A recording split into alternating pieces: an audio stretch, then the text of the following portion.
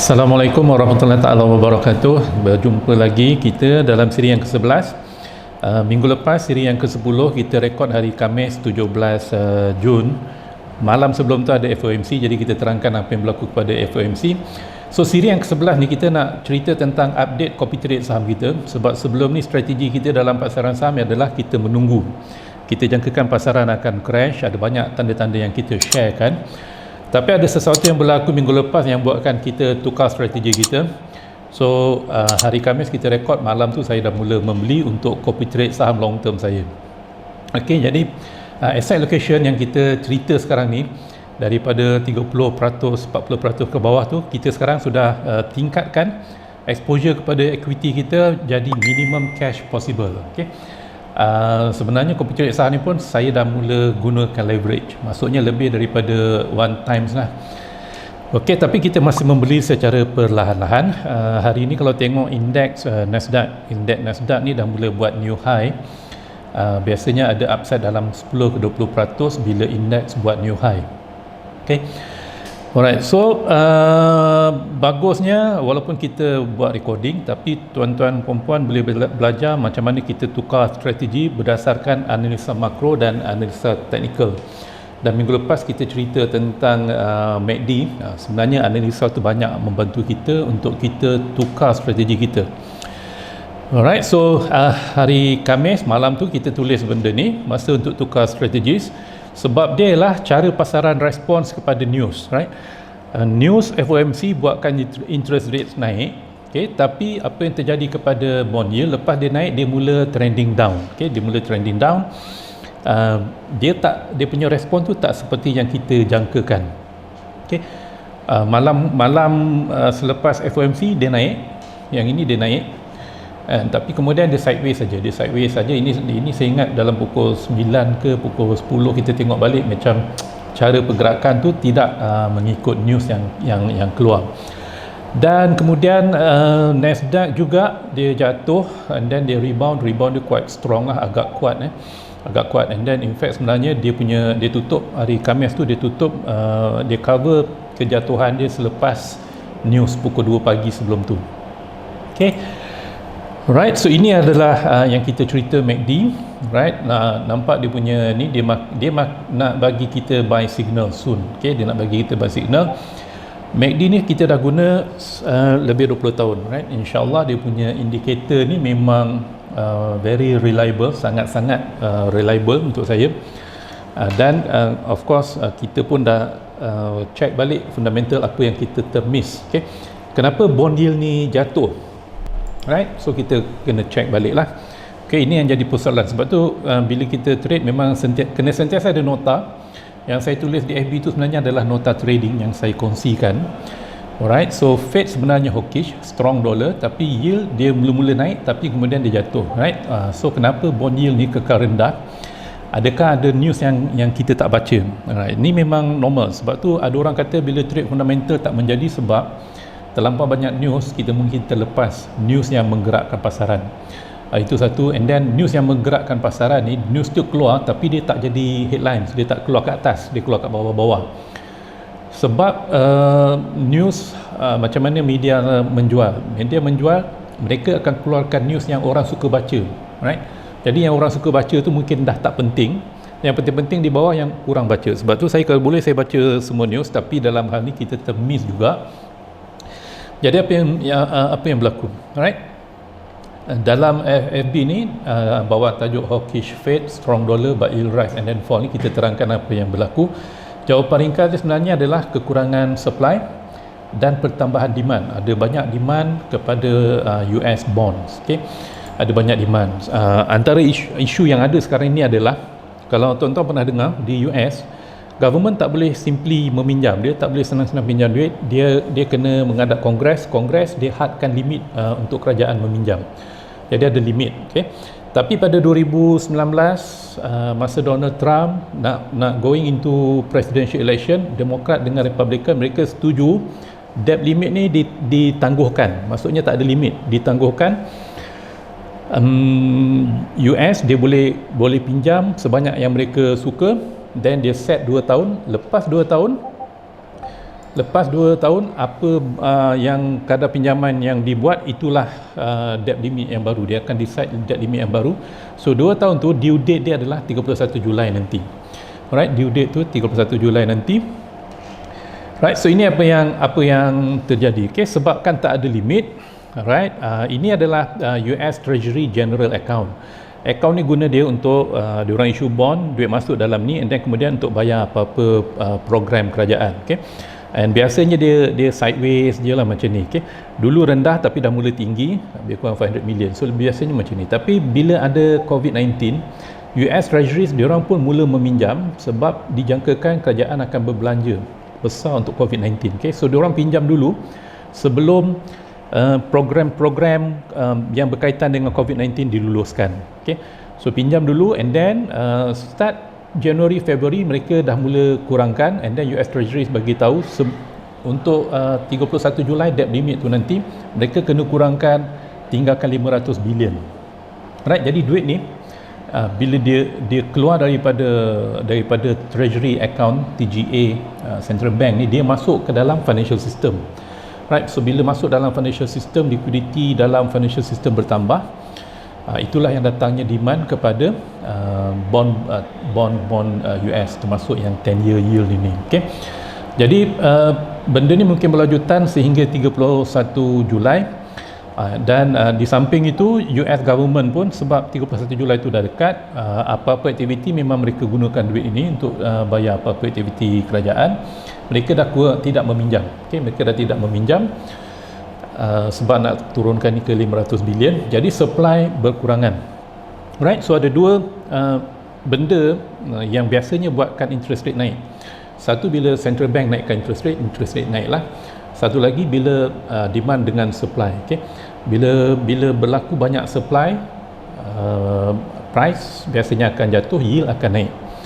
Alright, and then bila ada demand, macam dalam kes ini ada demand, price bond akan naik, yield akan jatuh. So ini yang terjadi kepada 10-year yield, sebab kenapa dia kekal rendah. Right, so sebenarnya apa-apa yang berlaku dalam pasaran memang biasanya ada news kat belakang tu, cuma kita sedar atau tidak.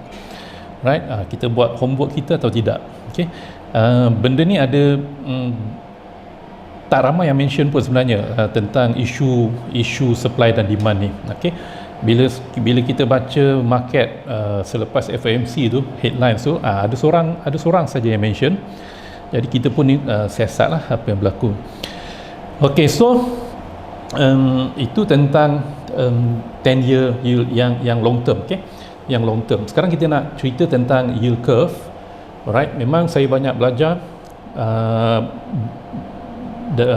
daripada pasaran. Okay, bila benda tu berlaku, masa itulah kita belajar. Right, so hari ni kita nak cerita tentang yield curve. Federal Reserve ni, yang mereka tukar biasanya apa yang kita panggil Fed Funds Rate. Okay, Fed Funds Rate ini adalah kadar pinjaman sesama bank. Okay, overnight, ataupun kadar pinjaman semalaman ataupun overnight loan sesama bank. Bank, walaupun mereka ada duit yang banyak, ada good reserve, tapi dalam aktiviti harian mereka kadang-kadang mereka tak cukup duit. Okay, so bila tak cukup duit untuk aktiviti harian mereka pinjam daripada sesama bank. Kadar tu dipanggil Fed Funds Rate, dan inilah yang diubah oleh Federal Reserve bergantung kepada keadaan ekonomi. Right, so yang FOMC minggu lepas, Federal Reserve tak tukar benda ni. Okay, mereka tak tukar benda ni. Okay, tapi daripada jangkaan yang Federal Reserve buat ialah jangkaan interest rate dikedepankan kepada 2023. Sebelum ni tak ada, kan? Okay, so pasaran pun sedang adjust benda tu minggu lepas. Daripada overnight rate ni lah dia mempengaruhi pinjaman 1 bulan, 2 bulan, 3 bulan, setahun, 2 tahun dan seterusnya. Okay, dan untuk ekonomi yang sedang berkembang, kadar pinjaman ni memang dia menaik ikut masa, tapi pada kadar kenaikan yang menurun. Apa maksudnya? Maksudnya ialah bentuk dia macam ni. Okey, ini saya dapat daripada website Dynamic Yield Curve. Okey, normal yield curve bentuk yang macam ni. Kalau kita pinjam 1 bulan, interest rate kita sekarang ni lah lebih kurang 0.1, tak sampai 0.1, tak sampai. Alright, kalau kita pinjam 10 years lebih kurang 1.4. Okey, So dia bentuk upward sloping curve, apa nama, concave kalau tak salah nama curve ni dalam bahasa Inggeris dia. Tapi inilah bentuk yang normal.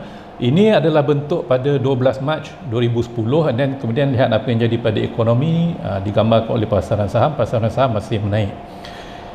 Okey, so apa yang berlaku selepas FOMC, rate yang 1 bulan, 3 bulan sampai dalam setahun ni dia mula meningkat. Okey, dia mula meningkat.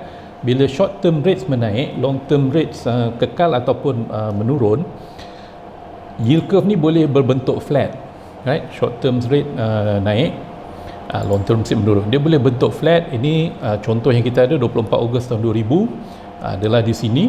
Okay, bila dia flat and then pasaran pun jatuh.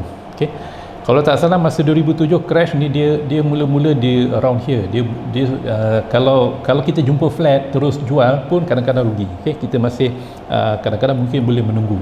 Tapi dalam kes ini memang terus jatuh. Okay, so ini flat. Right, tapi apa yang terjadi kepada yield curve ini?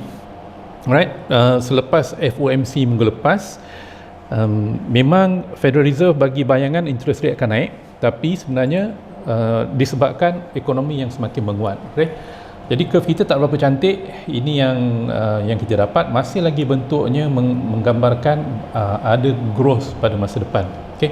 So long term insyaAllah pasaran saham tak ada apa masalah. Yang kita nak tackle sekarang ni adalah short term. Okay? Alright. So ini sebenarnya kita tulis tadi yang saya bercakap tentang part 2, dan part 1 benda-benda yang Federal Reserve buat yang mempengaruhi short term rates. Okay? Bank bila ada duit lebih, mereka boleh pinjamkan macam 1 bulan, 2 bulan, 3 bulan, 6 bulan, 1 tahun, ataupun mereka boleh simpan, mereka boleh park dengan central bank and dapat interest rates. Okay, dapat sebelum ni 0.1%. Federal Reserve naikkan rate tu jadi 0.15%. Okay, ini yang kita panggil Interest on Excess Reserve, IOER. Alright, so maksudnya apa? Kalau kita buat business bank, kalau kita pinjamkan kepada orang sebulan, 2 bulan, 3 bulan, kita ambil risiko, right? Orang mungkin tak bayar kita balik. Tapi kalau kita letak duit tu dengan central bank, duit tu tak ada risiko. Central bank memang akan pulangkan balik duit. Okay, itu boleh kerat jari, guaranteed. Okay, so maksudnya short term rates ni memang dia tak boleh lebih daripada IOER, tapi kadar dia tu sudah dinaikkan oleh Federal Reserve. Okay, kadar tu sudah dinaikkan. Tapi kalau kita tengok yang 2 tahun ni memang dah lebih, tapi yang 1 tahun ke bawah, so biasanya setahun ataupun 6 bulan ke bawah ni memang kadar tu tak akan lebih daripada kadar IOER ni yang 0.15. Tapi kalau tengok pasaran pun masih 0.08, tak sampai 0.1 yang 1 year ni. Alright, so maksudnya mungkin ada banyak cash lah, alright. So kalau kita pinjam setahun 6 bulan, interest rate kita sebenarnya masih lagi rendah berbanding letak dengan central bank. Okay? Tapi yang 2 years ni sudah mula menaik. So kita rasa, kita punya view ialah dolar yang kuat minggu lepas dengan gold yang jatuh tu, dia sebenarnya dia sedang ikut 2 years ni, right? Nanti kita tengok apa jadi pada 2 years ni. Ini yang kita nak cerita ni, yang 1 bulan hingga ke setahun ni dia mula naik, right? Tapi yang 2 tahun, 3 tahun ke atas ni dia masih bentuk macam ni. So masih ada growth, tapi ini dia mula flat, tapi taklah membayangkan ada recession. Okay, masih ada growth. Right, ini gambar ni saya dapat daripada mortgagedailynews.com ataupun mortgagenewsdaily.com, terbalik. Okay. Alright, so ini yang ini malam tadi kita print, hari ni hari Rabu. Okay, hari Rabu 23 Jun. So malam tadi saya buat chart ni. Ini yang 2 tahun. So 2 tahun ni nampak tak, dia punya cara dia closing daily chart ni memang tak cantik, dia close tengah-tengah. So mungkin kekuatan dolar tu sudah sampai maksimum dia lah mungkin, right? Bergantung berdasarkan kepada bond yield ni, nampak gaya memang dah boleh sampai ke new up, dia punya trend menaik tu mungkin sudah habis, right? Mungkin tengah buat sideways sebelum buat trend ke atas atau ke bawah, itu kita belum tahu. Okey, tapi dia dah slow down lah berdasarkan kepada 2 year yield ini. Okay, so kita cerita tadi, okay, ni yang longer term memang nampak gayanya setakat 0.25 ataupun 0.4 yang 2 years yield ni kalau dia naik. Sebelah sini, sebelah kiri ni kita nampak ada banyak level resistance. Dia akan buat range trading dahulu sebelum dia buat new trend lah. Alright, okay, so yield curve kita dah sebut. Sekarang kita nak bercakap tentang taper, right? Taper tu apa? Dalam FD kita huraikan taper ni, bahasa mudah dia adalah pengecilan balance sheet central bank, right? Nanti kita tengok apa maksudnya. Okey, ini adalah S&P Home Price Index, Case-Shiller Home Price Index daripada 1990 sampai ini lebih kurang 2005-2006 ni, right? And then 2006 harga dia mula jatuh. Ini adalah global recession. Global recession ni memang berpunca daripada spekulasi rumah di US, right? Tapi tengok harga dia dah melebihi harga 2005-2006. Okey, central banks, Federal Reserve, mereka dah bagi tahu mereka tak mahu another housing bubble. Okey, so dia dah bercakap dah selepas FOMC tu, walaupun mungkin bukan dalam meeting, tapi keluar daripada meeting mereka ada sebut benda ni, right?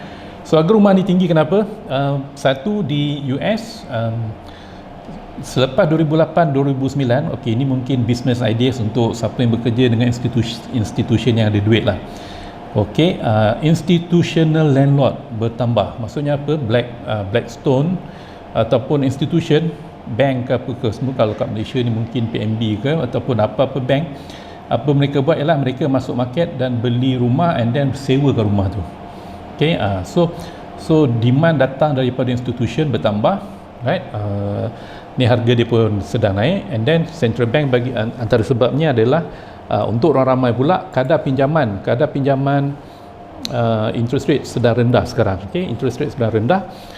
Sebab apa? Sebab Fed tahun lepas dia buat QE, dia beli lebih kurang 80 bilion treasuries dengan 40 bilion MBS, mortgage backed securities. Ini adalah bond yang berkaitan dengan pinjaman perumahan. Okey, so 40 bilion. Maksudnya ini adalah benda pertama yang Federal Reserve boleh kurangkan ataupun terus stop membeli. Alright, supaya harga rumah boleh jatuh, untuk kurangkan sikit permintaan rumah tu, untuk harga rumah jatuh, okey, untuk elakkan housing bubble. So taper ni sebenarnya memang Federal Reserve dah bercakap. And apa jadi bila Federal Reserve buat taper, right? Ini chart yang kita ada, US Central Bank balance sheet daripada 2018 sampai lebih kurang Julai 2019. Ya, ini yang masa Central Bank, Federal Reserve, dia kurangkan, dia kecilkan balance sheet dia secara agresif, right? So apa jadi kepada pasaran saham? Nampak ni dia punya turun naik, right? Dia punya turun naik. Okay, dia range trading, okay, tapi kena consider lah ini tahun 2018, memang masa ni yield curve sudah mula flat. Okay, pasaran mungkin memang sudah jangkakan kemungkinan recession tu datang. Kalau tak ada COVID pun akan ada recession. Okey, so sudah mula turun naik bila central bank kecilkan balance sheet. Alright. Okey, tapi hakikatnya ialah central bank belum buat lagi taper ni, dia baru bagi bercakap, right? So kita kena check lah. The first time bila dia buat taper tu, mungkin pasaran saham akan jatuh. Okay, so tapi buat masa ni tak ada lagi, mereka tak buat lagi. And then semalam ada banyak orang-orang central bank yang bercakap, Powell pun bercakap, so mereka tone down kesan FOMC, dolar kuat apa semua tu, mereka sudah tone down. Okay, dia kata interest rate memang belum naik lagi, right? Inflation pun mereka jangka sementara. Okay, right, and then ramai yang bercakap tentang ini. Itulah semalam kita nampak dolar pun sudah mula kekuatan trend menaik dolar tu sudah berkurangan. Okey, so ini yang terjadi. Alright, so ini yang kita punya copy trade yang 200 USD C Juhu untuk long term, right? Okay, untuk long term, kalau tengok balik video yang lepas, kita sarankan setiap lot 0.01 ni, kalau kita beli, dia macam beli satu saham. Okay, dia macam beli satu saham. Tapi untuk si Juhu ni kita dah gunakan leverage. Apa maksudnya?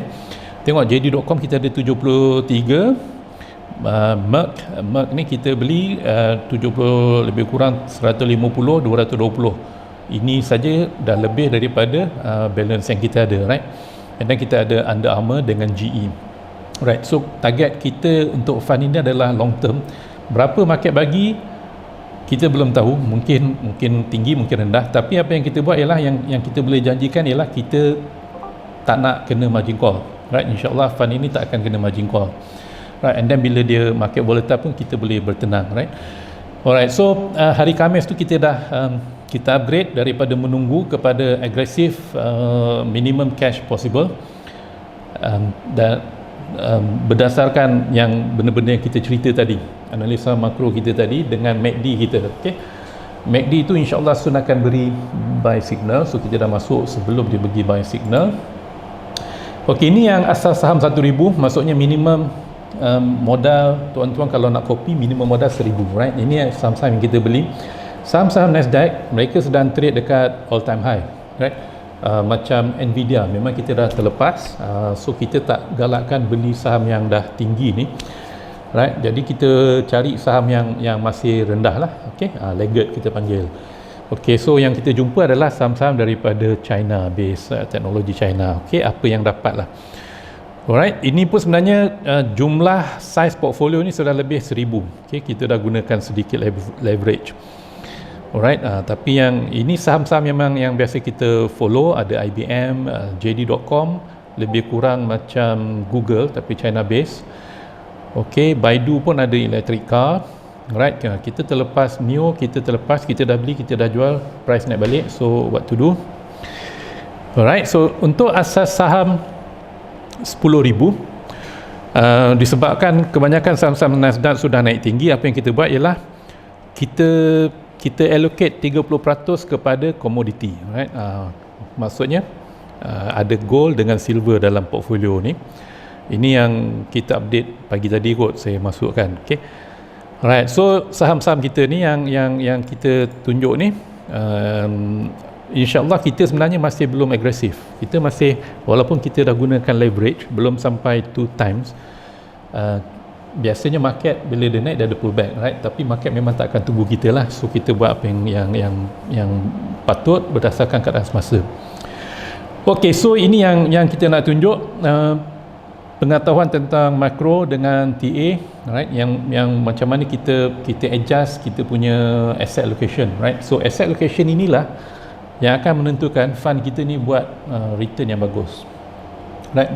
Di samping risiko yang terkawal. Risiko terkawal itu yang kita nak. Ok, so cukup dulu, semoga boleh faham. Ok, kalau dah siri yang ke-11 ni, so far tak nampak ada soalan, right? Sebenarnya yang kita buat ni adalah hands on. Kita ada contoh apa yang berlaku pada pasaran, kita dah bagi market timing, cara technical, cara fundamental, cara makro, secara sebelum dan selepas, right? Kita bincangkan. Okay, alright, so harap boleh share video kita ni supaya ramai yang lebih dapat manfaat. Okay, jumpa lagi minggu depan. Assalamualaikum warahmatullahi taala wabarakatuh.